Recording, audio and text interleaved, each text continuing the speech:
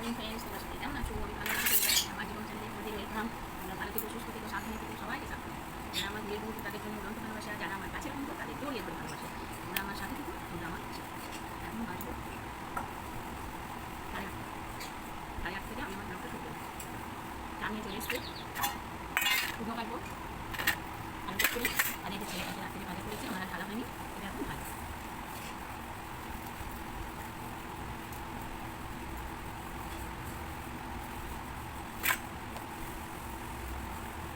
সাজিয়ে নিয়ে তোমাদের দেখাচ্ছি।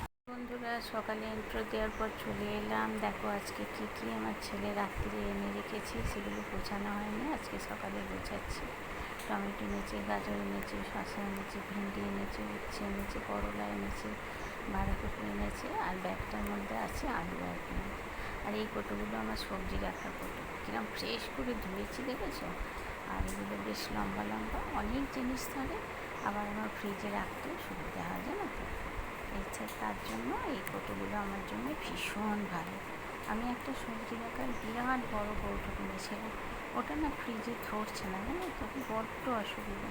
কোটোটা এখন কী আছে বলো তো, পড়ে আছে এক পাশে, ওটাতে কী রাখবো আমি জানি না। তো যাই হোক, ঠাকুর ঘরে নিয়ে যাবো ভাবছি, কিন্তু যেহেতু ফ্রিজে ঢোকানো হয়েছে বাবা। আচ্ছা যাই হোক, ফ্রিজটা দেখে নাও, আমি কিন্তু রেগুলার ফ্রিজ পরিষ্কার করি, জানো তো, রেগুলার প্রত্যেক দিন পরিষ্কার করে। এগুলো আমার কর্তা এনেছে, ভেন্ডি আর উচ্ছে, তাই তোমাদের দেখালাম। আমাকে একদিন উনি বললেন, জানো তো, যে ছোটো ছোটো উচ্ছে এনেছি, চচ্চড়ি করছো না কেন? আমি তো আর এটা দেখিনি, ঢেলে রেখেছি তাড়াতাড়ি করে, আজ সকালে দেখছি, হ্যাঁ ঠিকই তো, উনি তো ছোটো ছোটো উচ্ছে এনেছে আর প্রচুর নেনুয়া। আর বলো না, একদিকে ছেলে এনেছে, একদিকে বাপ এনেছে, দিয়ে ব্যাস এক কারি নেনুয়া হয়ে গেছে। আমাকে আজকে আমার কর্তা বলছে, কী ব্যাপার বলো তো, নেনুয়াগুলো পচে গেলে করবো? আমি সে কী গো, কালকে স্যাটারডে ছিল, কালকেই তো পোস্ত করলাম, নেনুয়া আলু পোস্ত। আর আদা এনেছে, দেখো না, আলু থেকে আদা ছিল, আবার আদা এনেছে। আমি কৌটোগুলো ধোবো বলে সাইডে ধরিয়ে রাখছি, আর যে কৌটোগুলো ধুয়ে রেখেছিলাম সেগুলোতে এখন সবজি রাখছি। আর নেনুয়াগুলো সব না জল হয়ে গেছে, সব মুছে মুছে কুটোর মধ্যে রাখবো। দেখি কালকে নেনুয়ার একটা কিছু তরকারি করে ফেলবো। আর অনেকগুলো, প্রায় 8-10টা রয়েছে।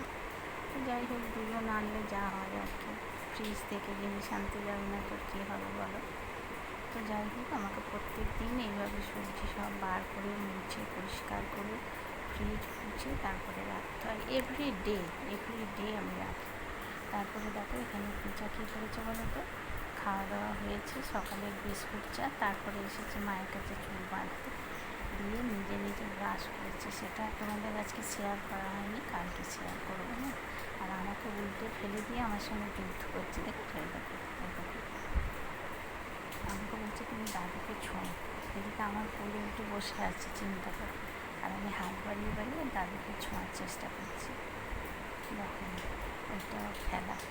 তো যাই হোক, সকালবেলায় উঠে দেখো আবার উল্টে ফেলে দিয়েছে, যা হোক করে উঠেছি, উঠে এবার বলছে আমাকে দাদুকে ছোঁয় দেখি।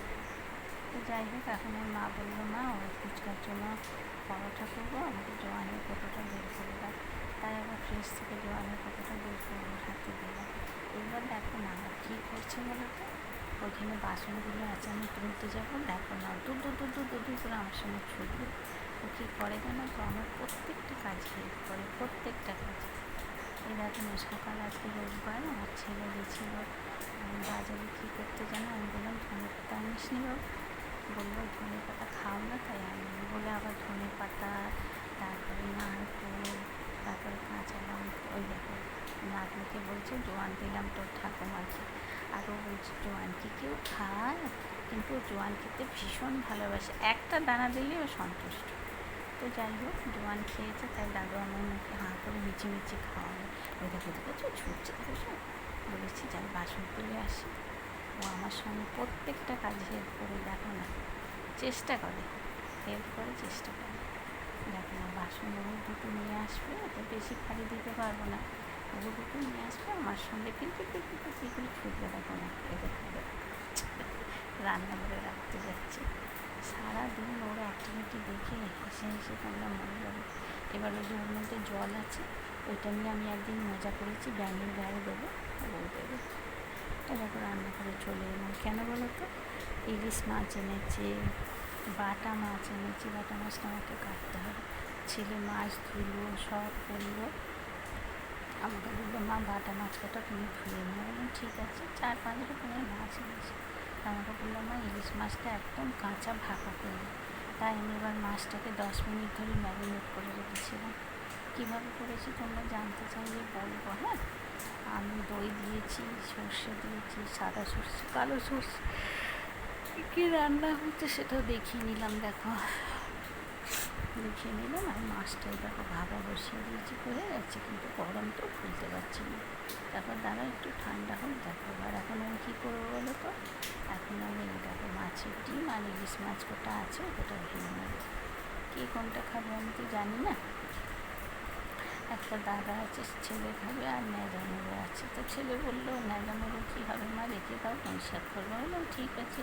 তো মাছটা না খুব যে একটা সুন্দর ছিল তা না, ছেলের একটুও পছন্দ হয়নি। বলছে বাবা বললো ইলিশ মাছের কথা, তাই জন্য ইলিশ মাছ আনতে গেলাম। দেখো মা কী বাজে। দেখো আমাদের আজকে খাবার মনে হচ্ছে আলু চচ্চড়ি, মাছের ডিমের বড়া, মাছের তেলের বড়া, আর এদিকে ইলিশ মাছ ভাপা। তো চলো, টাটা, গুড নাইট। যদি ভালো লেগে থাকে লাইক শেয়ার কমেন্ট করো, বন্ধুদের মাঝে ছড়িয়ে দিও, বেল আইকনটা টিপে দিও টং করে পরের ভিডিও পাওয়ার জন্য। Good night.